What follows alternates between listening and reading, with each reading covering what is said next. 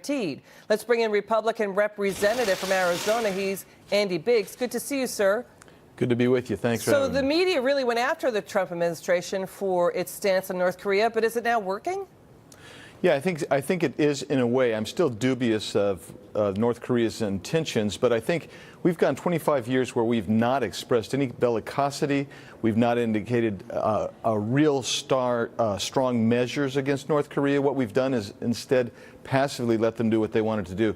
I think with this president, these comments, the actions he's taken with regard to strict sanctions and the military presence that's been actually stepped up, I think it actually has caused North Korea perhaps to take a second look. Let's hope that's the case. I hear what I understand that the North Korea may not be so willing immediately to give up its nukes, depending on what the deal is.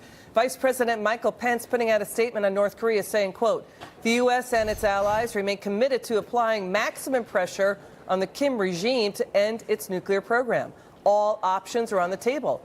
Our posture toward the regime will not change until we see credible, verifiable, and concrete steps toward denuclearization.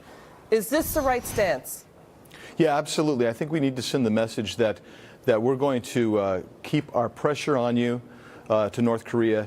They have to accept the pressure, and they have to make real, concrete, transparent steps to basically decelerate their nuclear program. If they do that, then maybe we can move to a normal relationship. But I still think that's quite a ways off. But we have got to keep the pressure up, because I do think if it's going to work, this is how it works. We also have new video coming in. It's an historic deployment by the U.S. for the first time.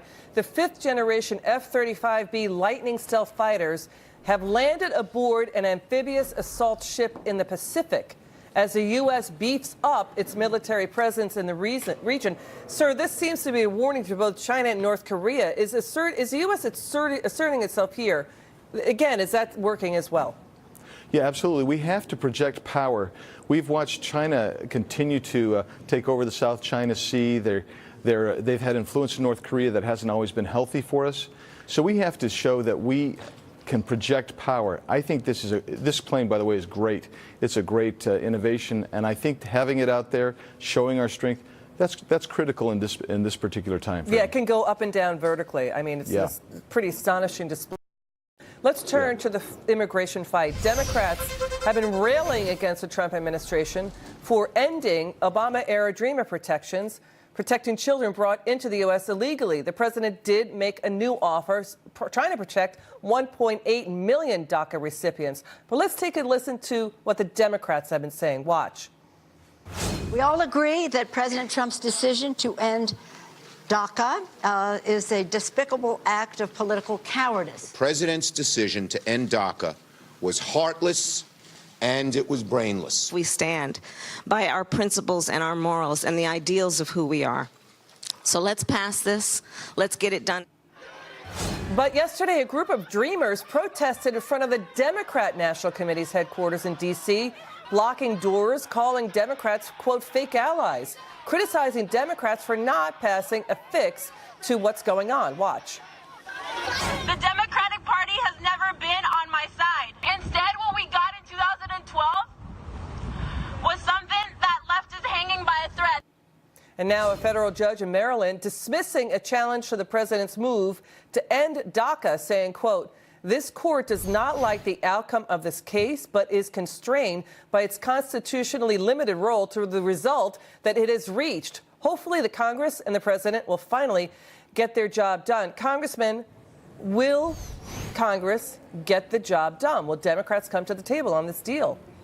I'm not seeing Democrats being willing to move on this issue. I mean, they should have jumped on President Trump's offer during the State of the Union address. I mean, that was far more than most Republicans even wanted to give, and they spit on it. And these are the same people that have been using these unfortunate DACA kids all this time as a political tool, rather than they didn't try to solve the problem when they had control of the Congress. So I don't think that want to give up this wedge issue, particularly prior to the midterm elections. I'm very dubious about that. But this judge in Maryland, he's really taking a shot at Congress, saying it is not the province of the judiciary to provide legislative or executive actions when those entrusted with those responsibilities fail to act. Is this a hit at Democrats and maybe President Obama? Well, I think it may be, but I think it's also hitting at the other courts that are activist in nature, that are saying, yeah, you know, we'll be the judges and jurors on this. We'll legislate from the bench. I thought his opinion was, I read it, and I thought it was pretty measured, actually, but I thought he came down on the right way. All right, the Democrats' dream for DACA is now a nightmare for these DACA recipients sitting in front of the DNC's headquarters on Capitol Hill after months and months of no action. It's pretty astonishing to see them protesting the DNC headquarters, right? Yeah, absolutely. I agree with him. The Democrats have had months now to come together. The good Labrador bill's out there. I don't agree with everything in that bill, but at least it would have been a starting point, and they just said no, they're not interested in it. They said they weren't interested in President Trump's multiple offers, and I really believe that the Democrats have been using this as a wedge issue rather than having any real empathy or concern for the DACA kids. It's good to see you, Congressman. Come back soon. Thanks.